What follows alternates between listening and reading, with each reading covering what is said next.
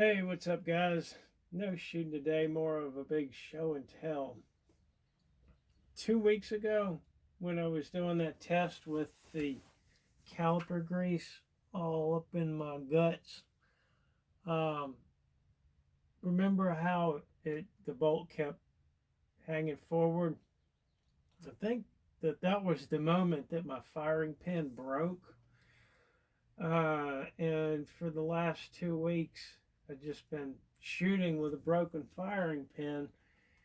And yesterday I was out here shooting, and I dialed the. I went back to. I was having all kinds of issues because everything I shot was just getting broken for the most part. Besides a few things, and I'll go over that in just a minute.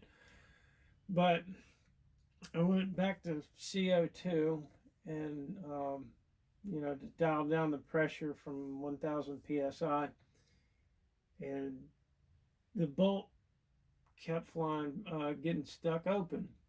So I finally took the thing apart and discovered that the firing pin was broken. The little grub screw had pulled out of the bolt, and managed to fix it. I haven't tried the new fix because Billy actually gave me uh, a bolt assembly. So I just took the bolt out of that and put it in mine, and it's working fine now. I've only shot it. I've only shot two beehive rounds out of it with CO2, and a few of the uh, ball busters, and it's working fine. And I haven't really shot it a whole lot, so that was certainly at least part of the problem with why everything was breaking. But I just need to shoot it a lot more to figure out if that was the only issue.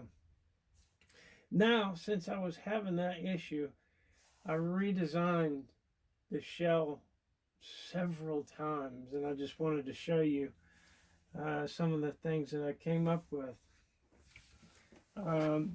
Out here is, let me show you one of the original designs of the ball busters, and the skirt.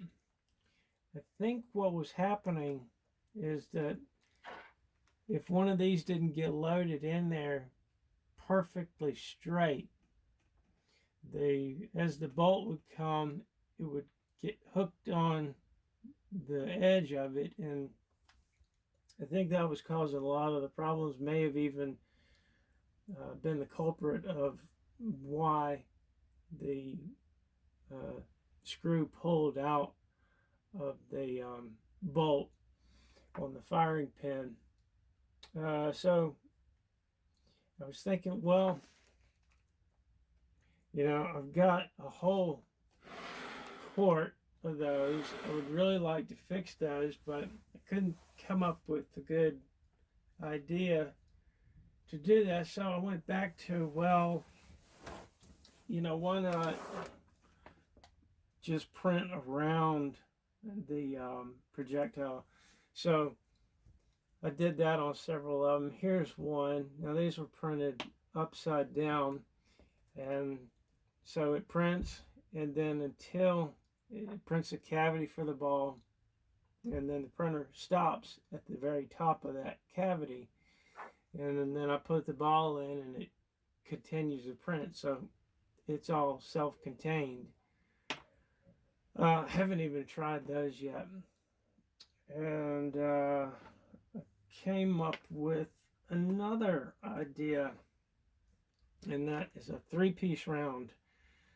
And this has a bottom with a little pedestal on it that cups the ball, and that so put the bottom down, put the ball on the little pedestal, and then the top gets pressed on, and it's a nice neat little package. I'll show you.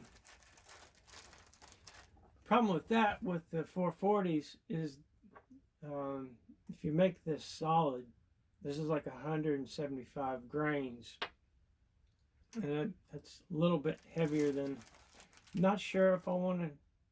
I've had some good results with up to 200 grains. Um, have shot heavier than that, but nothing over the chronograph. So I can't remember if I was thinking about that, and I was like, well, if I'm having trouble with that breaking, what I'll do is I'll make the bottom of it out of like a flexible filament, so it's got a rubber bottom on some of these. And then I made some black and yellow. And then I figured, well, these are all PETG filament.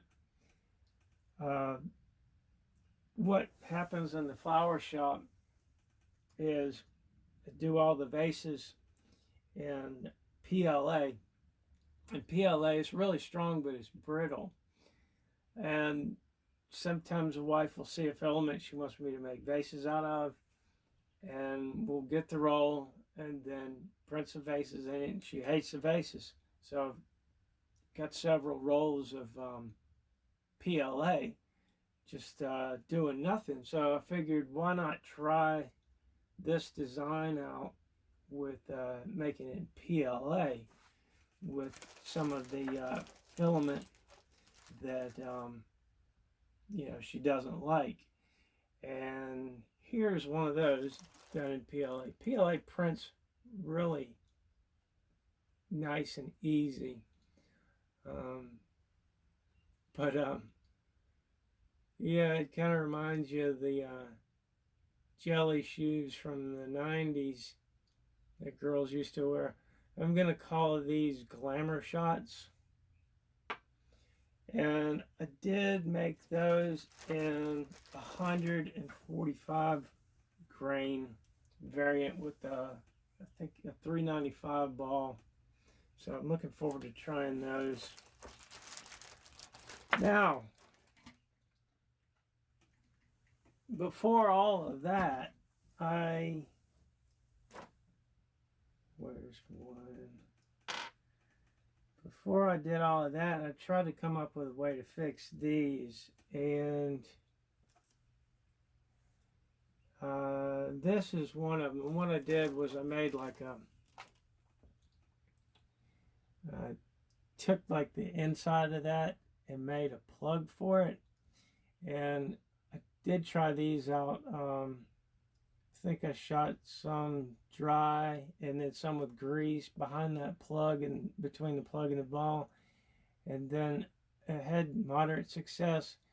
But then I had some RTV silicone, and then I glued some of those in. I never did get around to shooting those, but I kind of abandoned that because I got thinking more about this lip and how that's not really the best thing for that bolt face to be slamming into.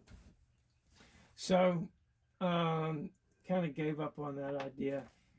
And then yesterday, or the day before yesterday, yeah, it was yesterday. I spent all day yesterday. I came up with this, and what that does is I've glued them into all of these. That took all day long. But yeah, and before this, what gave me the idea for this was doing them like this with little triangular supports that go the length. And even with a broken firing pin, these were working pretty doggone good. So I've got high hopes for these. And of course, these. Let's see, what else do I have to show you? Several weeks ago, I was wanting, ever since I got the FSC, I wanted a small bottle that I could put CO2 in. like tiny. I was expecting to get something like this big, like half of a 13-3000. And so I got to looking around, got to poking around on AliExpress, and I found what I thought I was looking for and ordered it. And this is it. This is 4400 psi rated aluminum bottle, and it's quite heavy. But yeah, it got me a 1000 psi Chinese regulator. This whole setup was like 45-50 bucks.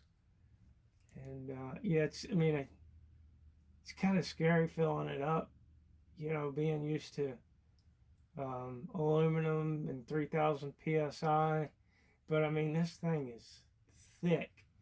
And what's even weirder about it is in the description, it says 4400 psi and 4500 psi. And it's kind of sketchy. But yeah, that's that. It seems to work fine, and it hasn't exploded yet. So yeah, I haven't really done much shooting at all. I did get a message from William, and I have yet to look at his video of shooting the beehive rounds. It looked like from the video he put it through a VKS. What I'm thinking, everything was working fine for me, but I'm trying to remember back if I did much shooting with him after the modifications, and I don't think I did. But the only problem he was having, it looked like, was they were just hanging up in his magazine, and I made them shorter. So, like I said, I don't know how he found a way to screw it up this time, because I haven't looked at the video. But, maybe it was fine. I don't know. I'll leave a link for it below. We'll all be surprised. But I'm thinking that maybe they're not reliable above a certain power level. If that's the case, I have yet to find that power level. Just thinking about it, if I haven't done a lot of shooting with them after the high power, I think I was shooting like 36 joules earlier, and everything was fine. I don't know. I'll just have to shoot more and figure out about that. But the thing about making those is to make them stronger.